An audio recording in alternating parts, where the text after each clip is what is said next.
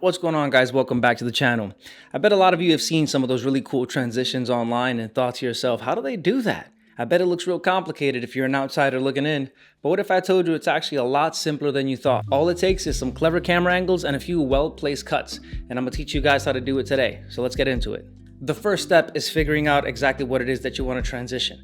But it has to make sense. Like, you can't transition a sneaker into a car unless you had like a warehouse full of VFX artists or something like that. But that's a conversation for another channel, not me. We're gonna keep it simple on this channel. We're gonna go ahead and turn this 24mm lens right here a 16 to 35mm lens, just like that.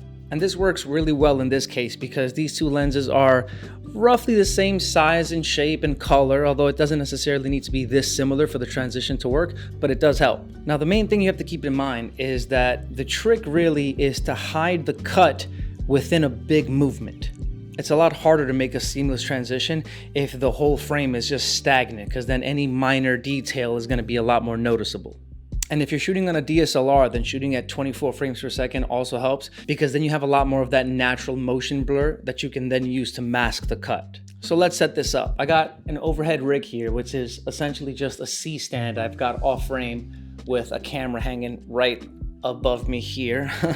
You don't see it, but I don't think you really need to see it as long as you see what's going on. What you're going to want to do is bring the lens into frame and give it a nice wave, big enough to get some real solid motion blur. Don't just give it a jiggle, make it like a nice big wave. Then, without stopping the camera, switch out the lens and try to repeat more or less the same movement and make sure that your arm is more or less in the same positioning as the first time around. Then you reveal the second lens and boom, you're done filming. Now let's move on to editing. Go ahead and open up your preferred editing software. In my case, I'm using Premiere Pro, but this will work with pretty much any editing software. All right, so first things first, you're gonna wanna drag your clip onto the timeline here.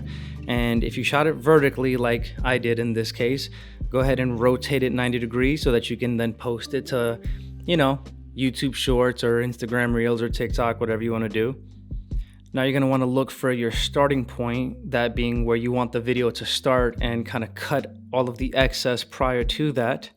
Now scroll frame by frame and find the spot here where you have a nice motion blur, something where you can cut it and use that to hide the next half of the video.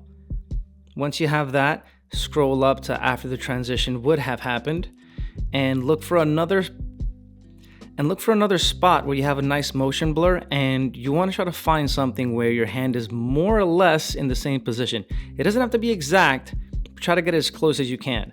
Once you have that, you cut it, you put them together, and it looks pretty good just like that, really. That doesn't look too bad at all, actually. What you're gonna wanna do to help it blend just a little bit more is go up to your effects transitions and find a cross dissolve transition and put that right in between the two and make it as small as you can, just to make it that much smoother.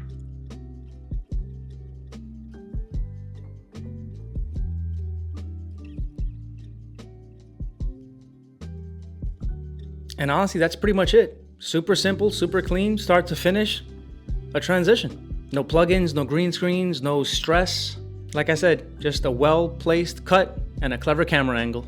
So I guess that's about it for this week's episode, guys. If you found that information useful, if this is something that you think you might be using or you'd like to use, drop a comment down below. I'd love to hear about it. And then in the meantime, hit that like button and consider subscribing, guys. I'm going to be putting out a couple more tutorials in the future, so stay tuned for that. And if you do use this transition for yourself, guys, tag me. I'd like to see how creative you guys get with it. What do you transition? That being said, I'll catch you guys in the next one. Peace.